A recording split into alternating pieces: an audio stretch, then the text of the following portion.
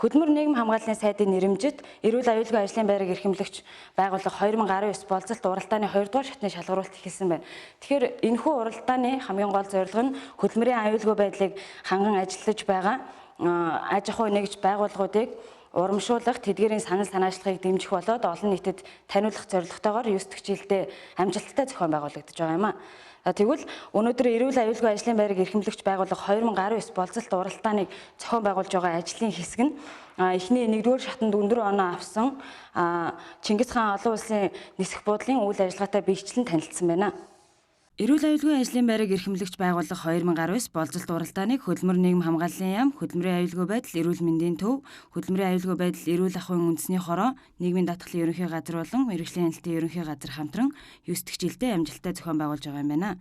Энэхүү уралдаан нь үйлдвэрлэлийн орчин, ажлын байрны хөдөлмөрийн нөхцөлийг сайжруулах, ажилтны үйлдвэрлэлийн осол, мэргэжлээс шалтгааллах өвчин, бусад эрсдлээс хамгаалах, урьдчилан сэргийлэх чиглэлээр аж ахуй нэгж байгууллагаас явуулж байгаа үйл ажиллагаа санаачлагыг урамшуулан дэмжих, аюулгүй ажиллагааны зан үйл соёлыг төлөвшүүлэх, түгээн дэлгэрүүлэх зорилготой гэдгийг онцоллоо. Энэ жилийн хувьд уралдааны шилдгийг шалгаруулах журамд шинжилэлт орж 2 үр шаттайгаар зохион байгуулагдаж байгаа юм байна. За энэ жилийн уралдааны хувьд бол өмнөх жилүүдээс арай онцлог байгаа. Ямар онцлогтой юм бэ гэхээр өмнө жилүүдэд бид аж ахуй нэгж байгууллагын ажилчдын тооноос нь хамааруулаад уралдааныг 2 түвшинд ангилан шалгаруулалт хийдэг байсан. За өөрөөр хэлбэл 100-аас дээш ажилчтай буюу том аж ахуй нэгж байгууллагууд дунд жижиг гэдэг. Тэгэхээр энэ жилийн хувьд бол ажилтны тооноос хамаарахгүй салбарын эрсдлийн түвшингоос нь хамааруулаад эрсдэлтэй 5 салбарт. Дээрээс нь төрийн бол үйлчлэгээний салбар буюу 6 салбарын түвшинд эрүүл аюулгүй ажлын байрыг эрхэмлэгч байгууллагуудыг шалгаруулж байна гэсэн.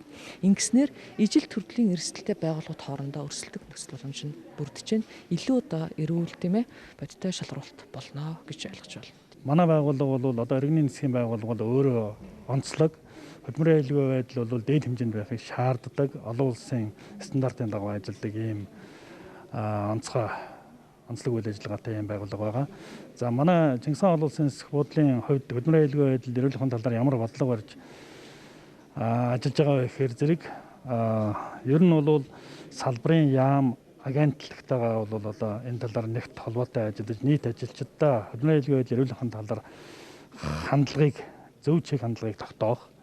Тэгээд дээд харьяалах яам агентлагтайгаа энэ талынхаа ажлыг уялдуулж хуулийн хэрэгжилтийг хангаж ажиллахад хүчтэй дэм үзүүлж ингэж ажиллах бодлого барьж ажиллаж байгаа.